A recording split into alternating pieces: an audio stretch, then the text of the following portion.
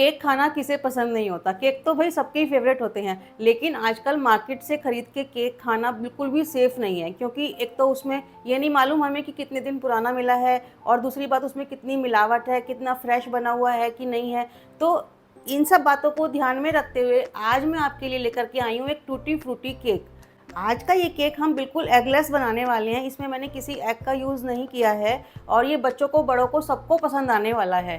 तो आज की इस वीडियो को आप एंड तक देखिएगा, क्योंकि इसमें आज मैं बताने वाली हूँ बेकिंग से रिलेटेड बहुत सारे टिप्स।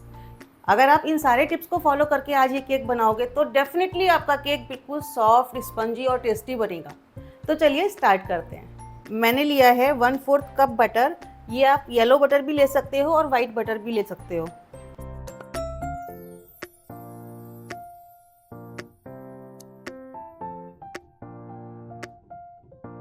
200 ग्राम मैंने लिया है कंडेंस मिल्क।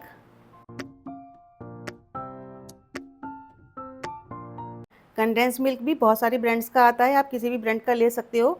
जो ये 400 ग्राम का टिन आता है, ये मैंने हाफ टिन लिया है। इसमें 2 चम्मच मैंने पिसी हुई शक्कर ली है। ये चीनी पिसी हुई नॉर्मल चीनी है। ये इसको मिक्सी में पीस के रखा था मैंने। जब भी हम कोई भी केक बनाते हैं तो चीनी कभी भी दाने वाली यूज़ नहीं करते हैं, हमेशा पिसी हुई चीनी यूज़ करते हैं। बेकिंग करते वक्त हमेशा ये ध्यान रखना है कि हमें सारे इंग्रेडिएंट्स अच्छे से मेज़र करके लेने हैं। तो अभी हमने 3 इंग्रेडिएंट डाले हैं, कंडेंस मिल्क, शुगर और बटर। इन तीनों को पहले अच्छे से बीटर की हेल्प से हमें मिक्स करना है, बिल्कुल क्रीमी होने तक।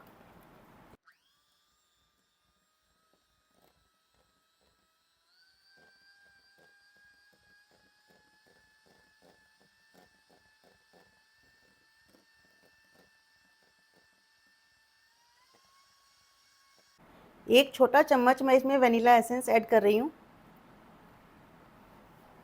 और 3-4 ड्रॉप्स हम ये येलो कलर की करेंगे। ये एडिबल कलर है।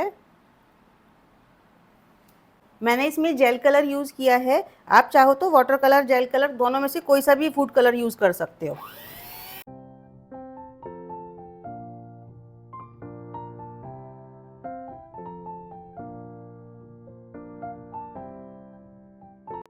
अभी मैं इसमें करीब 1/4 कप मिल्क ऐड कर रही हूँ।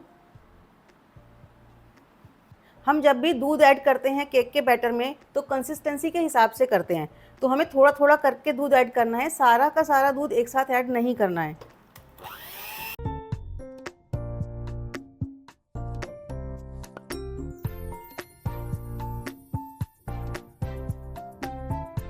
ये सारे वेट इंग्रेडिएंट्स हमने अच्छे से बीटर की हेल्प से मिक्स कर लिए हैं, और देखो कितना क्रीमी टेक्सचर आ रहा है इसमें, एकदम स्मूथ बन गया है ये।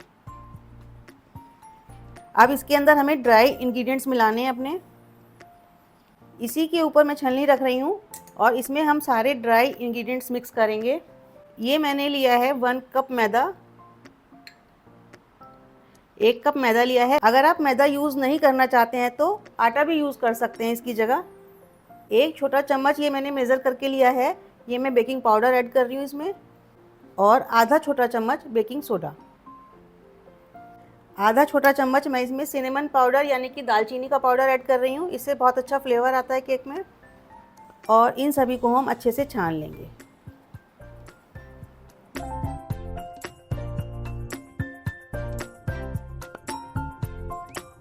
इसको अब हमें स्पैचुला की हेल्प से मिक्स करना है। अब हमें इसमें बीटर की कोई ज़रूरत नहीं है।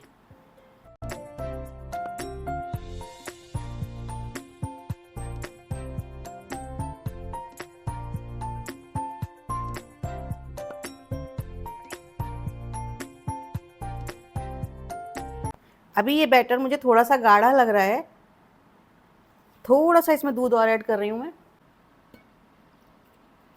करीब 2 चम्मच मैंने दूध और डाला है इसमें, और इसको एक बार फिर से मिक्स करेंगे। अब हमें बीट करने की ज़रूरत नहीं है, केवल मिक्सिंग करनी है अब हमें। मैं आपको इसकी कंसिस्टेंसी दिखा देती हूँ एक बार। ये देखिए, जब भी हम स्पैचुला से बैटर लेते हैं तो ये नीचे ड्रॉप होना चाहिए। इतना थिक भी नहीं होना चाहिए कि ये गिरे ना, और इतना लूज़ भी नहीं होना चाहिए कि ये बहने लगे। अभी इसमें हमें बस केवल टूटी फ्रूटी ऐड करनी है। वो हमें तब ऐड करनी है जब हम बिल्कुल केक टिन में डालेंगे इस बैटर को। उससे पहले हम अवन को प्रीहीट कर लेते हैं। ये मैंने एक रेक्टेंगल शेप का केक टिन लिया है, किसी भी शेप का आप केक बना सकते हो। इसको पहले मैं अच्छे से ग्रीस करूँगी, चारों तरफ से हमें इसे ग्रीस कर लेना है। ग्रीस करने के बाद इसमें पार्चमेंट पेपर लगा लेंगे इस तरह से, और इस पर भी एक बार ये ऑयल वाला ब्रश लगा देंगे। बस ज़्यादा ग्रीस करने की ज़रूरत नहीं है इसे हमें, क्योंकि पार्चमेंट पेपर पे कभी भी केक चिपकता नहीं है। ये मैंने 1/4 कप टूटी फ्रूटी ली है, इसको एक बोल में ले रही हूँ मैं, और इसमें मैं ऐड कर रही हूँ आधा चम्मच मैदा। ये हम इसलिए करते हैं कि जिससे हमारी टूटी फ्रूटी केक में नीचे ना बैठ जाए। हमें चारों तरफ इवनली टूटी फ्रूटी चाहिए अपने केक में, तो बस इसको कोट कर लेंगे एक बार मैदा से और अपने केक में मिक्स कर लेंगे। थोड़ी सी हम गार्निशिंग के लिए बचा लेते हैं, बाकी मैंने मिक्स कर दिया।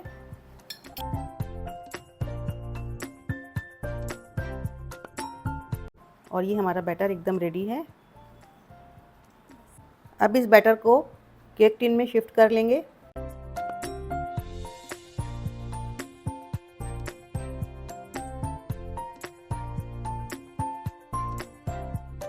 हमारा केक क्या होता है, मोस्टली बीच में से बहुत उठ जाता है, तो ऐसा ना हो इसके लिए मैं इसको थोड़ा सा किनारे पे शिफ्ट कर रही हूँ और इसको इवनली स्प्रेड कर देंगे।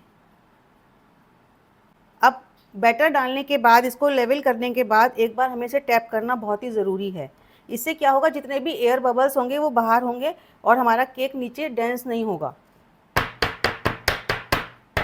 अब ये केक हमारा बेक होने के लिए रेडी है। अवन भी हमारा गर्म हो गया है, तो इसे अवन में रखते हैं।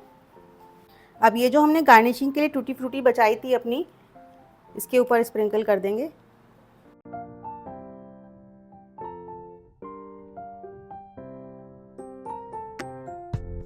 अब हमारा केक बेक होने के लिए बिल्कुल रेडी है।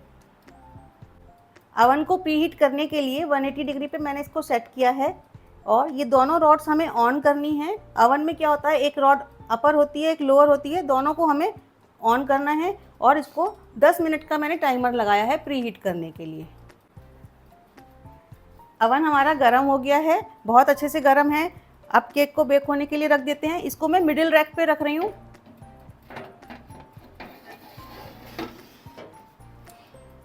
इसका टेम्परेचर मैंने 160 डिग्री कर दिया है और टाइमर मैंने 30 मिनट्स का लगा दिया है। 30 मिनट्स बाद ही हम अपने अवन का डोर खोल के देख सकते हैं, उससे पहले हमें डोर नहीं खोलना है।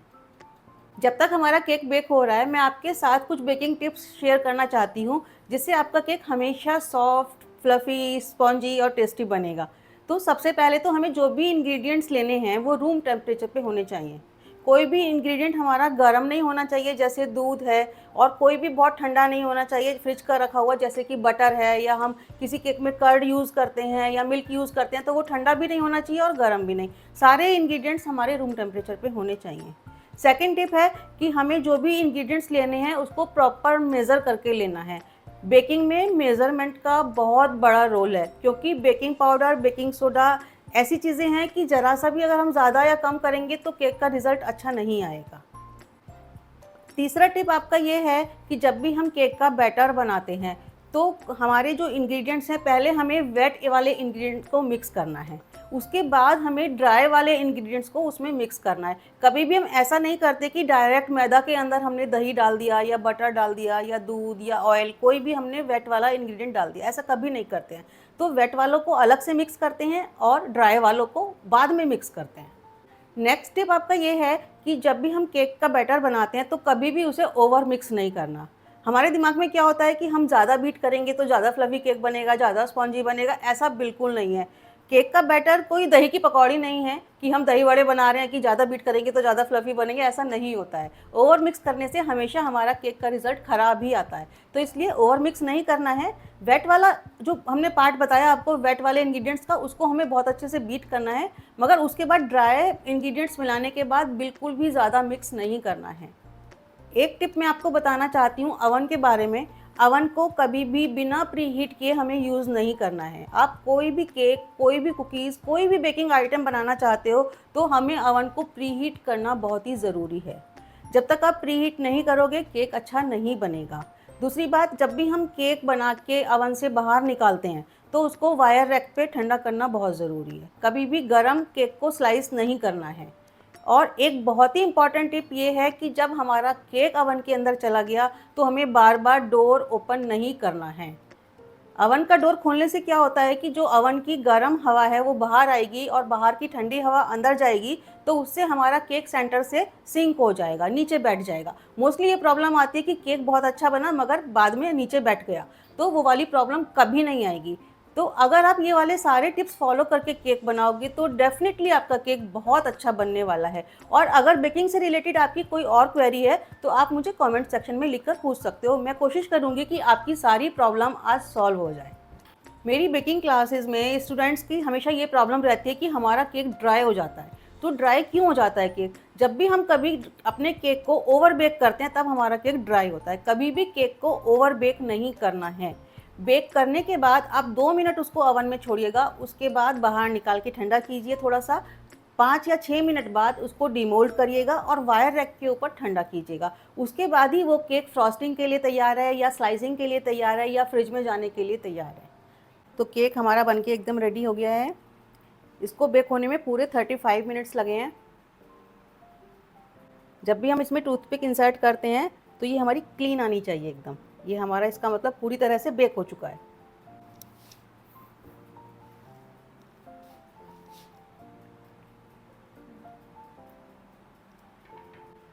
केक को ओवन से बाहर निकाले हुए 5 मिनट हो गए हैं। हल्का सा ठंडा हुआ है अभी, ये थोड़ा गर्म ही है अभी। पहले हम इसकी साइड्स को थोड़ा सा छुड़ा लेंगे चाकू से।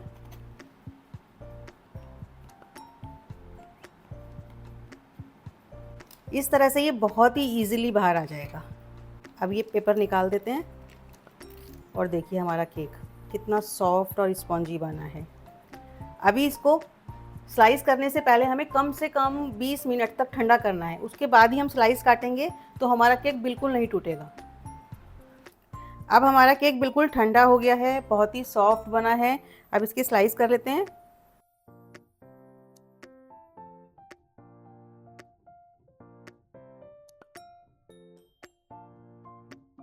देखिए कितना सॉफ्ट और स्पॉन्जी केक हमारा बना है। एकदम मॉइस्ट है अंदर से और कितना सॉफ्ट बना है। देखने में बहुत ही टेम्पटिंग लग रहा है। आप भी एक बार ये वाला केक ज़रूर बना के देखिएगा। प्यार से बनाइए, प्यार से खिलाइए। अगर आपको मेरी वीडियो अच्छी लगी हो तो लाइक ज़रूर कीजिएगा और चैनल को सब्सक्राइब करना बिल्कुल ना भूलिएगा। मेरी वीडियोस को अपनी फ्रेंड्स और फैमिली में शेयर कीजिएगा। मिलती हूँ आपको अगली वीडियो में किसी और रेसिपी के साथ। तब तक के लिए बाय बाय।